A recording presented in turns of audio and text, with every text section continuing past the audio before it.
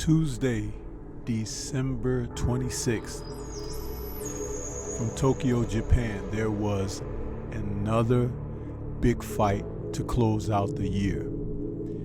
Because of the time schedule, we didn't get a chance to see it like we normally would on a Saturday night or a Friday night. But that didn't mean that the fight that took place, the Junior Featherweight Championship of the world, the Undisputed title match between Inouie and Marlon Tapales for Undisputed,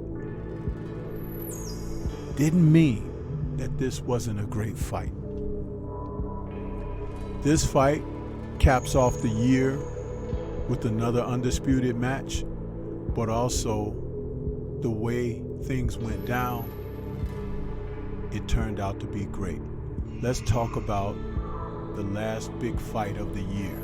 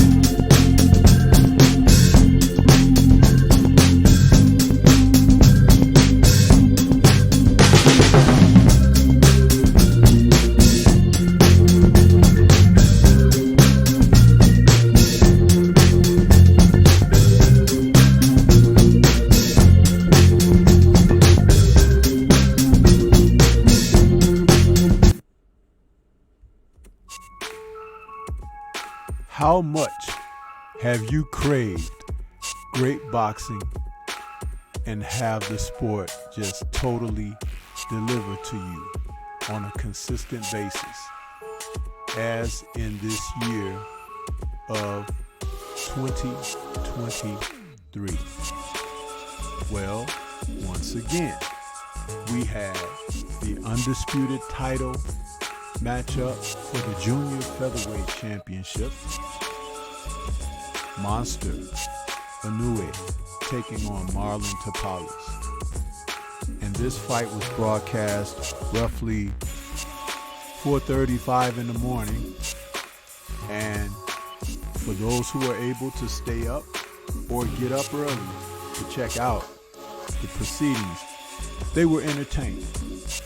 This was a very, very good fight, people. Now, there are a number of people that don't mind the lower weight guys, and that's fine.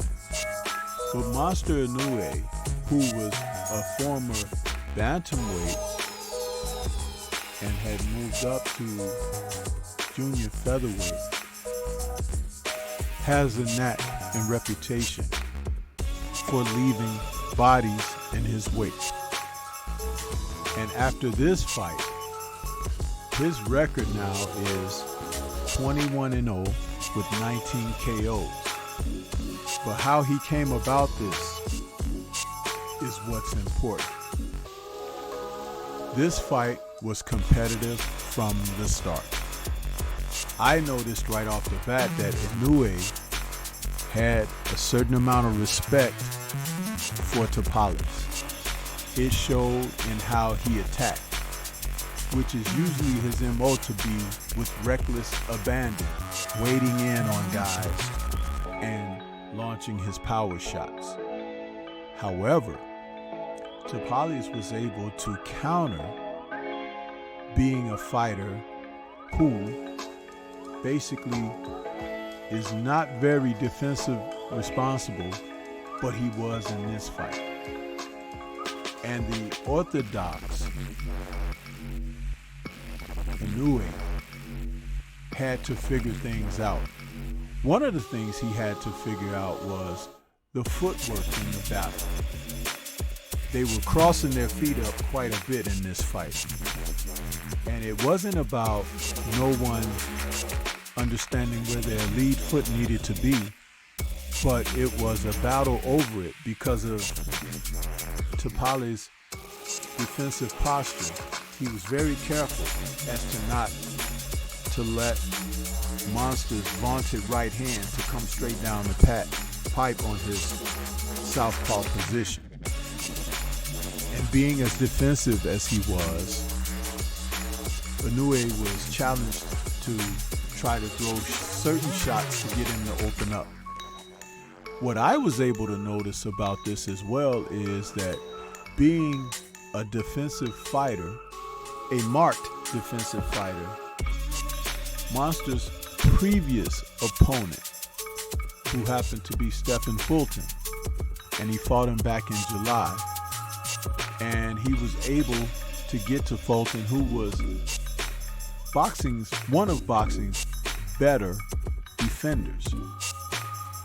It was an 8th round TKO stoppage from that fight with Fulton, who was really never in that fight. Now, when you talk about this fight between these two men, Tapales was definitely in this fight. He was in it to win it. The only thing is that some of his tactics that were successful, he got away from it, and then a little later he got back to it.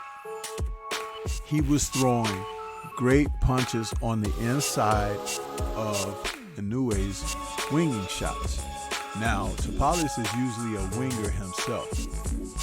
And now after this fight, his record drops to 37-4 with 19 KOs. But it was one of his previous victories that prepared him for this fight. The fight that Tapales fought before Monster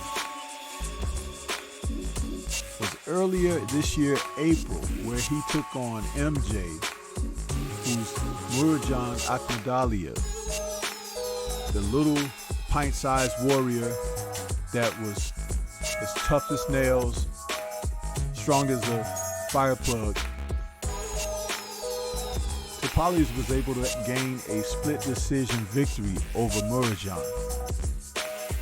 And I believe that assisted in his mental approach to this fight. The one thing that he really did do well was on the inside, he was throwing good body punches to Monster. But as I was watching the fight and I was asking through my television, knowing that he couldn't hear me, I was asking, throw the uppercut. And later in the fight, 7th, 8th rounds, he started to do just that. And the uppercut was splitting Monster's defense. This is something to take note of for future fighters, because he doesn't defend well against that particular shot. And what was really cool was the fact that Tapales began to throw the 45. And when he threw the 45 with his left, he was following up with right hooks. An excellent combination. And he was doing very well in this. The body work set him aside. I take his performance better than the highly touted Stephen Fulton. And this is something to build upon for Tapales if he decides to continue to fight. One thing you have to note is he's 31 years of age, as Inouie is 30 years of age. At the lower weights, 30 is getting toward the end of the line for these guys. However, there could be an opportunity in the future. They're highly competitive warriors here in the sport, and they should be respected for what they do. It happened to be a 10th round stoppage. Inouie got Tapales on the canvas at least 3 times in this match. But in the 10th, after taking a right to the chin, you could see Tapales kind of buckle. He had suffered some damage in this fight, but he was real spirited in his performance. And he went down to his knee and he took the full count. It was a KO, not a TKO. However, you have to respect what he did and how he performed in this fight. He brought the best that he could, and I do believe Monster respected his performance as well, because he was not the type of fighter that ran from him or wouldn't try to fight back. Tapales fought back as hard as he could during this fight. It's just that he was in with the better man. And that happens sometimes, having the better guy across the ring from you. But you never know until you give it the old college try. And that's exactly what Tapales did in this fight. My hat is off to both men for their performance. Much respect to Monster Inouie, who is now a 2-division undisputed champion, just behind Terrence Crawford being the second to accomplish this. And he did it within a shorter amount of time as well. Will he defend the undisputed title? Something that Crawford has never done, but it remains to be seen. But I want to say that this little man is an exciting fighter, and he needs to take his show on the road, internationally, fight in some other countries, fight in the US, allow people to see exactly what he's capable of, because I've always acknowledged the fact that he is a strong fighter, but there are some people who may not be as invested in what he does. But I can tell a puncher when I see one. He's a vulnerable fighter as well. It's just going to require someone who can punch back and who has the mindset and skill set to perform as he does. But salute to Marlon Tapales, who gave it all he could. And he did some great things in there. There is more information about what Monster's vulnerabilities are. Now let's see if people can capitalize on it. But what do you think? This is Stormy B-Man. Shout out to the mighty LDBC and Liberated Perspective, a third eye view of the world. For more content such as this, please like, comment, subscribe, and share. Let me know what your thoughts are regarding Monster Inouie becoming a 2-time undisputed champion, the second to do it in the sport in the 4-belt era, just behind Terrence Crawford. And what do you think should be next for him? Peace to everyone out there, and everyone please remain safe.